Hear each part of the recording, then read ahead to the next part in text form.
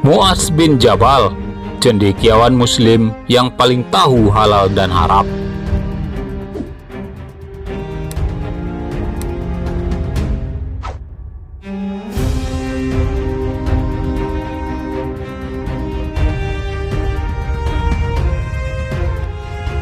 Tatkala orang-orang Ansor berbaiat kepada Rasulullah pada perjanjian Aqabah yang kedua, di antara para utusan yang terdiri atas 70 orang, terdapat seorang anak muda dengan wajah berseri, pandangan menarik dan gigi putih berkilat, serta memikat perhatian dengan sikap dan ketenangannya.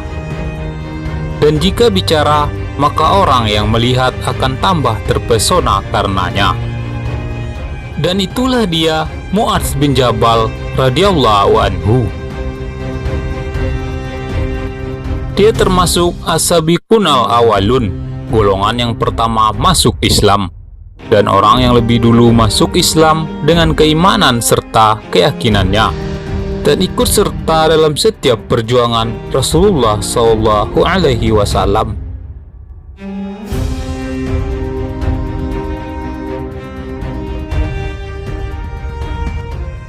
Tetapi kelebihannya yang paling menonjol dan keistimewaannya yang utama ialah fikih atau keahliannya dalam soal hukum. Keahliannya dalam fikih dan ilmu pengetahuan ini mencapai taraf yang menyebabkannya berhak menerima pujian dari Rasulullah Shallallahu Alaihi Wasallam. Beliau bersabda tentang Mu'adz bin Jabal, "Umatku yang paling tahu akan yang halal dan yang haram ialah Mu'adz bin Jabal." Dalam kecerdasan otak dan keberaniannya mengemukakan pendapat, Mu'adz hampir sama dengan Umar bin Khattab. Ketika Rasulullah hendak mengirimnya ke Yaman, Rasulullah bertanya, "Apa yang menjadi pedomanmu dalam mengadili sesuatu, hai Mu'adz?" Lalu Mu'adz pun menjawab, "Kitabullah.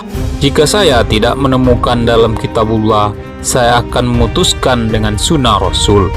Jika saya tidak menemukannya dengan sunnah Rasul, saya pergunakan fikiranku untuk berijtihad, dan saya takkan berlaku sia-sia." Maka berseri-serihlah wajah Rasulullah dan bersabda, "Segala puji bagi Allah yang telah memberi taufik kepada utusan Rasulullah sebagai yang diridhoi oleh Rasulullah." Maka kecintaan Mu'adz terhadap kitabullah dan sunnah Rasulullah tidak menutup pintu untuk mengikuti buah fikirannya, dan tidak menjadi penghalang bagi akalnya untuk memahami kebenaran dahsyat yang masih tersembunyi, yang menunggu usaha orang yang akan menghadapi dan menyingkapnya.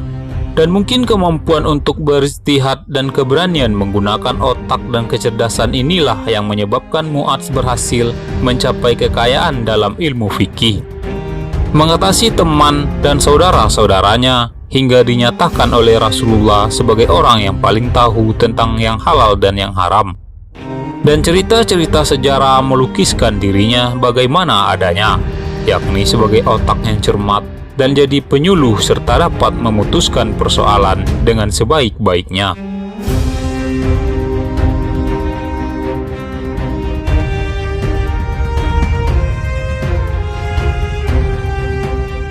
Suatu hari di awal pemerintahan Khalifah Umar, ia masuk masjid bersama beberapa orang sahabatnya. Salah seorang sahabat yang bernama A'idzubillah bin Abdillah bercerita tentang Mu'adz bin Jabal.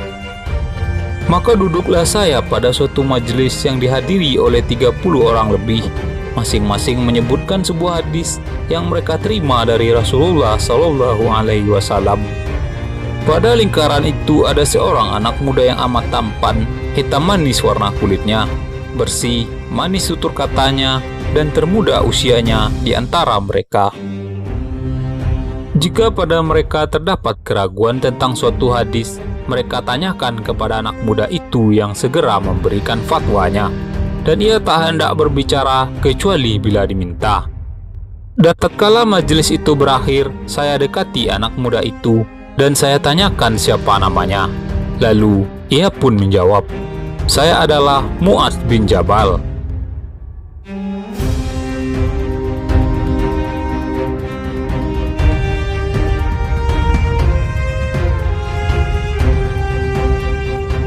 Seorang sahabat lain yang bernama Abu Muslim Al-Qaulani bercerita pula, "Saya masuk ke Masjid Hama. Kiranya saya dapati segolongan orang-orang yang sedang duduk dan di tengah-tengah mereka ada seorang anak muda yang berkilat-kilat giginya. Anak muda itu diam tak buka suara. Tetapi bila orang-orang itu merasa ragu tentang suatu masalah, maka berpaling dan bertanya kepadanya. Kepada teman karibku, saya bertanya, 'Siapakah orang ini?' Lalu dia pun menjawab, 'Itulah dia Mu'adz bin Jabal.' Dan di dalam diriku timbullah perasaan suka dan sayang kepadanya." Sahar bin Haushab tidak ketinggalan memberikan ulasan tentang Mu'adz bin Jabal. Bila para sahabat berbicara, sedang di antara mereka hadir Mu'adz bin Jabal, tentulah mereka akan sama meminta pendapatnya karena kewibawaannya. Dan Amirul Mukminin Umar radhiyallahu anhu sendiri sering meminta pendapat dan buah pikirannya. Bahkan dalam salah satu peristiwa di mana ia memanfaatkan pendapat dan keahliannya dalam hukum, Umar pernah berkata, "Kalau tidaklah berkat Mu'adz bin Jabal, akan celakalah Umar." Dan ternyata Mu'adz memiliki otak yang terlatih baik dan logika yang menawan serta memuaskan lawan, yang mengalir dengan tenang dan cermat, dan di mana saja kita jumpai namanya di celah-celah riwayat dan sejarah, kita dapati ia sebagai yang selalu menjadi pusat lingkaran, di mana ia duduk selalu dikelilingi oleh manusia. Ia seorang pendiam, tak hendak bicara kecuali atas permintaan hadirin. Dan jika mereka berbeda pendapat dalam suatu hal, mereka pulangkan kepada Mu'adz untuk memutuskannya. Maka jika ia telah buka suara, seolah-olah dari mulutnya keluar cahaya dan mutiara.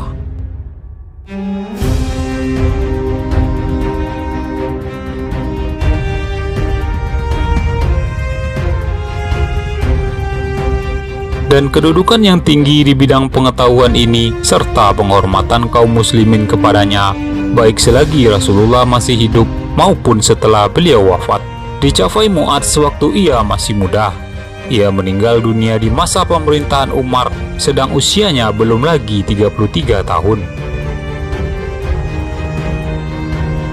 Mu'adz adalah seorang yang murah tangan, lapang hati, dan tinggi budi. Tidak suatu pun yang diminta kepadanya kecuali akan diberinya secara berlimpah dan dengan hati yang ikhlas. Sungguh kemurahan Mu'adz telah menghabiskan semua hartanya. Ketika Rasulullah SAW wafat, Mu'adz masih berada di Yaman, yakni semenjak ia dikirim Nabi ke sana untuk membimbing kaum muslimin dan mengajari mereka tentang seluk-beluk agama. Di masa pemerintahan Abu Bakar, Mu'adz kembali ke Madinah. Umar tahu bahwa Mu'adz telah menjadi seorang yang kaya raya, maka diusulkan Umar kepada khalifah agar kekayaannya itu dibagi dua. Tanpa menunggu jawaban Abu Bakar, Umar segera pergi ke rumah Mu'adz dan mengemukakan masalah tersebut. Mu'adz adalah seorang yang bersih tangan dan suci hati. Dan seandainya sekarang ia telah menjadi kaya raya, maka kekayaan itu diperolehnya secara halal. Tidak pernah diperolehnya secara dosa, bahkan juga tak hendak meminta barang yang subhat. Oleh sebab itu usul Umar ditolaknya dan alasan yang dikemukakannya dipatahkannya dengan alasan pula. Umar berpaling dan meninggalkannya.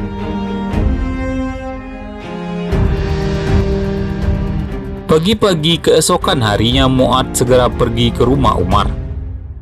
Setelah sampai di sana, Umar dirangkul dan dipeluknya, sementara air mata mengalir mendahului perkataannya seraya berkata, "Malam tadi saya bermimpi masuk kolam yang penuh dengan air, hingga saya cemas akan tenggelam. Untunglah Umar datang dan menyelamatkan saya."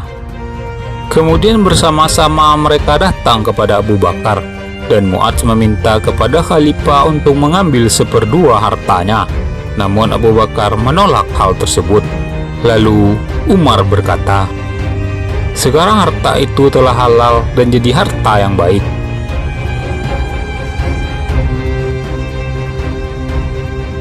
Pada masa Khalifah Umar, Mu'adz pindah ke Syria.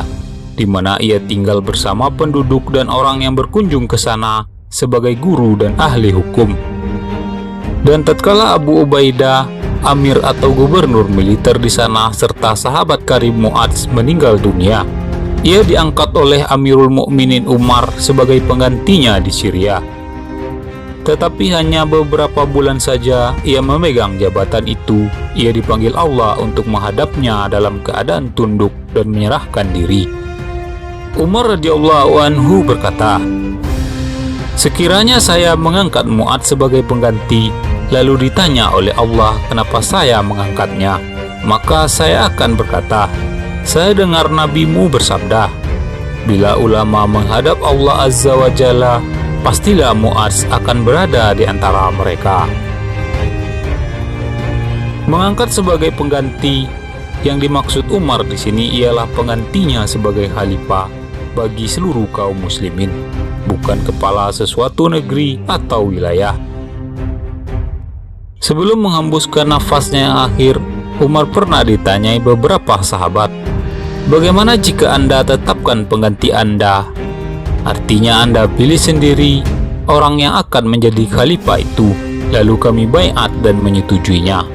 Maka Umar menjawab, "Seandainya Mu'adz bin Jabal masih hidup, tentu saya angkat ia sebagai khalifah, dan kemudian bila saya menghadap Allah Azza wa Jalla dan ditanyai tentang pengangkatannya, siapa yang kamu angkat menjadi pemimpin bagi umat manusia? Maka akan saya jawab, saya angkat Mu'adz bin Jabal setelah mendengar Nabi bersabda, Mu'adz bin Jabal adalah pemimpin golongan ulama di hari kiamat."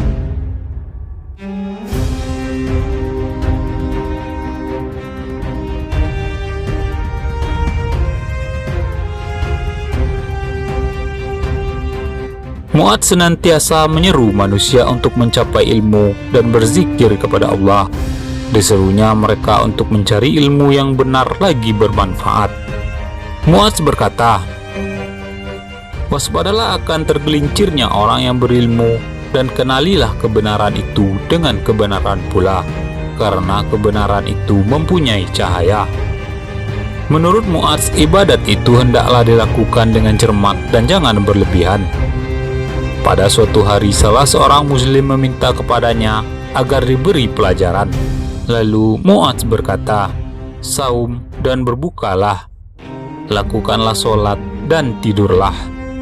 Berusahalah mencari nafkah dan janganlah berbuat dosa. Dan janganlah kamu mati kecuali dalam beragama Islam. Serta jauhilah doa dari orang yang teraniaya." Menurut Mu'adz, ilmu itu ialah mengenal dan beramal. Ketika menjelang ajalnya dan dalam sakaratul maut, muncullah dari bawah sadarnya hakikat segala yang bernyawa ini. Dan seandainya ia dapat berbicara, akan mengalirlah dari lisannya kata-kata yang dapat menyimpulkan urusan dan kehidupannya.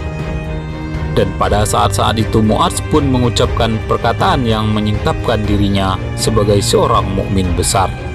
Sambil matanya menatap ke arah langit, Mu'adz bermunajat kepada Allah yang Maha Pengasih dan berkata, "Ya Allah, sesungguhnya selama ini aku takut kepadamu, tetapi hari ini aku mengharapkanmu.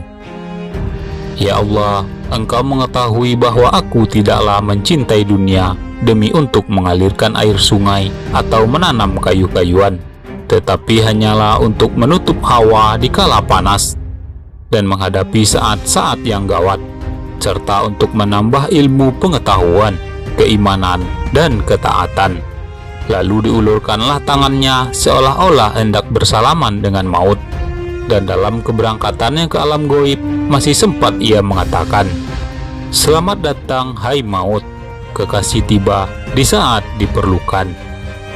Dan nyawa Mu'adz pun melayang menghadap Allah Subhanahu wa Ta'ala. Kita semua kepunyaan Allah, dan kepadanya lah kita kembali.